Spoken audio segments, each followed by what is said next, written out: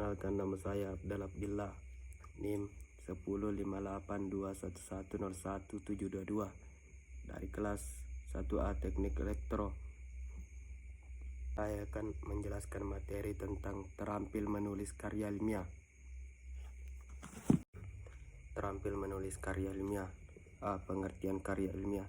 Karya ilmiah adalah hasil pemikiran ilmiah seseorang ilmuwan yang berupa hasil pengembangan yang ingin mengembangkan ilmu pengetahuan, teknologi, dan seni yang diperoleh melalui kepustakaan, kumpulan pengalaman, penelitian, dan pengetahuan orang lain. Sebelumnya, Dwi Loka 2005 2 menurut Pateda 1993-91, karya ilmiah adalah hasil pemikiran ilmiah pada suatu disiplin ilmu tertentu yang disusun secara sistematis. Ilmu ilmiah logis, benar, bertanggung jawab, dan menggunakan bahasa yang baik dan benar.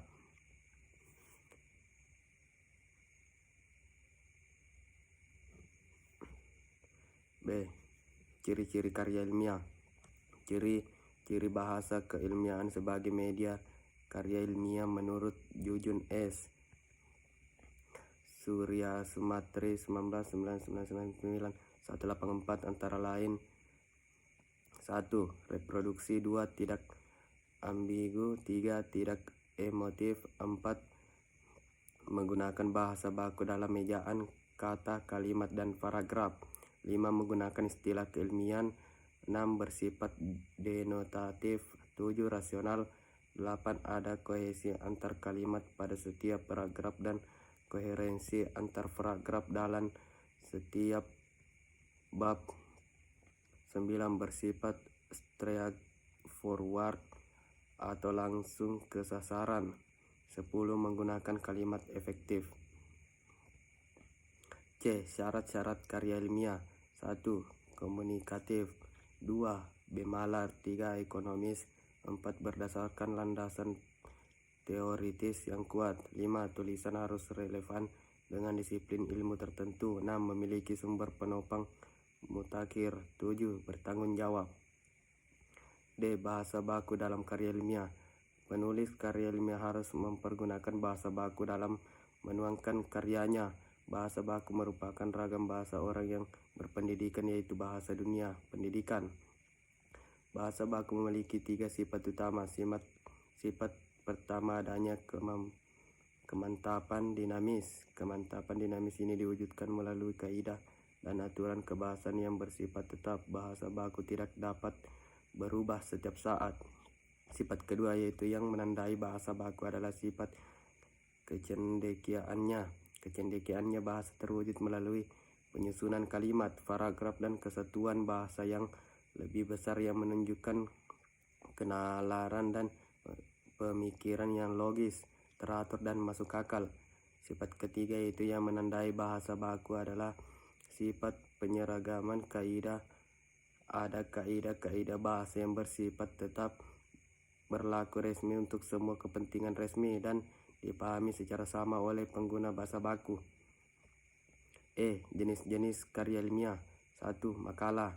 Pengertian makalah. Makalah adalah karya ilmiah yang pembahasannya berdasarkan data di lapangan yang bersifat empiris, objektif. Makalah disusun untuk memenuhi tugas-tugas mata kuliah tertentu untuk memberikan sasaran pencerahan tentang masalah tertentu secara ilmiah.